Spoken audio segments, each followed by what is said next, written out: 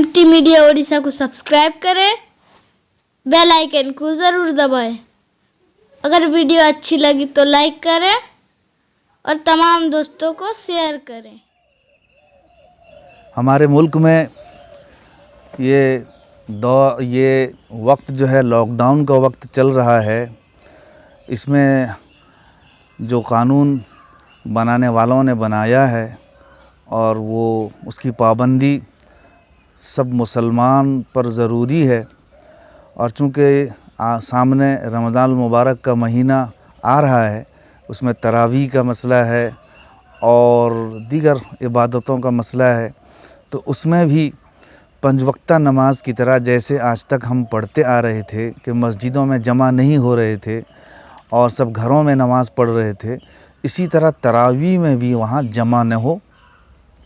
जिसके घर में कोई अफराद में से कोई फ़र्द हाफिज़ है तो वो अपने घर में ही सुनाए और घर वाले उसमें शरीक हो जाएं। बेहतर यह है कि घर वाले ही हों, आस पास के वहाँ जमा न हो, क्योंकि अगर आसपास के जमा हो जाएंगे तो फिर वही सूरत पेश आ जाएगी जो मस्जिदों में पेश आ जाती हो।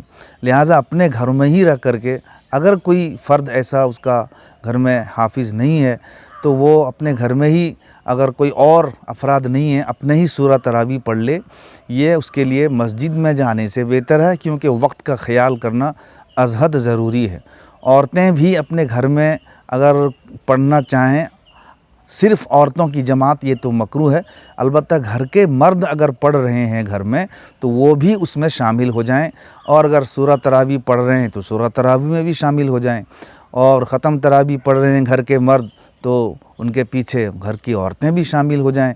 तो लिहाजा मर्द हजरात को इस लॉकडाउन के पीरियड में और उसके ज़माने में जैसे उन्होंने पंज वक्ता ख़याल किया है और मस्जिदों में जाने से रुक रहे हैं, मस्जिदों में सिर्फ वही हाज़िर होंगे 2-3 अफराद या 4-5 अफराद, जुमे का मसला अगर है तो यहाँ पर भी तरावी में भी उसी तरह से हो कि वो मस्जिदों में न जाएं बल्कि घरों ही में तरावी को पढ़ लें। ये बेहतर है इससे कि वो मस्जिदों में जाएं, क्योंकि कानून का ख्याल करना भी अज़हद ज़रूरी है। हमारी शरीयत ने कानून को अपने हाथ में लेने के लिए नहीं कहा है, बल्कि शरीयत ने भी इसका ख्याल किया है। नबी पाक सल्लल्लाहु अलैहि वसल्लम ने भी इसकी तरगीब दी है कि बीमारी जिसकी वजह से फैलती है उसको अपनाया जाए, यानी उससे एहतराज़ करने का और उससे इज्तिनाब करने का जो भी पहलू हो दुनिया ने बताया है उसको अपनाना है। जैसे असबाब को इख्तियार करने का हुक्म है, ऐसे ही जिस सबब से बीमारी फैलती है उस सबब से दूर रहना भी शरीयत यही बताती है।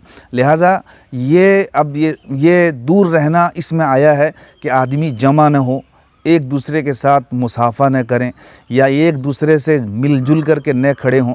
ये इस बीमारी जो कोरोना बीमारी है उसके लिए ये सबब बताया गया है। लिहाजा इस सबब को अपनाने का हुक्म भी है शरीयत में।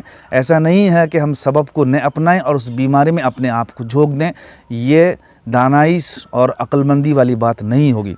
लिहाजा रमज़ान के मौके में भी तरावी अगर अपने घर में पढ़ें, अगर फ़र्द कोई है हाफिज़ तो उसके साथ घर ही में पढ़ लें, लेकिन उसमें इज्तिमा न हो, आस पास के लोग न शरीक हों, घर के ही अफराद हों। घर में अगर कोई नहीं है तो सूरह तरावी पढ़ लिया जाए, ये सबसे बेहतर है।